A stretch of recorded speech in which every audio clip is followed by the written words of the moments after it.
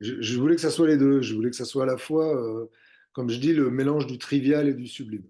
Je voulais montrer qu'on est au service du sublime. Et quelque part, le personnage de Joseph, ce jeune réalisateur en herbe, il est de ce côté-là. Pour lui, c'est encore une utopie. Et pour moi aussi, je veux dire, je suis encore très reconnaissant, même à l'âge que j'ai, avec le nombre de films que j'ai fait.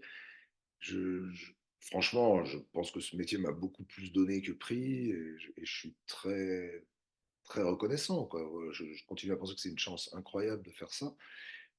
Mais je voulais aussi dire qu'il y a quelque chose de très trivial dans la fabrication des films. C'est-à-dire que des stars très égoïstes qui veulent tirer la couverture à elles, des producteurs très triviaux qui parlent de faire du chiffre d'affaires sur le film.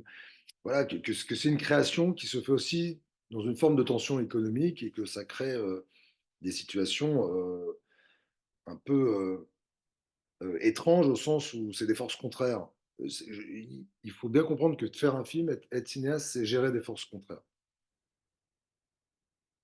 Par exemple, typiquement, on tourne avec des horaires. Il y a un droit du travail qui est très strict dans le cinéma. Donc voilà, donc on peut être en train de tourner par un coucher de soleil sublime avec des acteurs qui sont totalement inspirés. Si c'est plus l'horaire, c'est plus l'horaire. Ça paraît incroyable, hein. Ça, c'est le risque que je prends. Je ne sais pas si les gens ont envie qu'on leur montre ça. C'est l'envers du décor. C'est pas un film sur le cinéma, en fait. C'est un film sur le tournage. Ce qui n'est pas pareil. C'est un film sur les travailleurs du cinéma. Qu'est-ce que c'est que d'être au service. Qu'est-ce que c'est que ce travail? Ce travail un peu bizarre, qui ressemble à la fois aux autres et qui est en même temps très différent.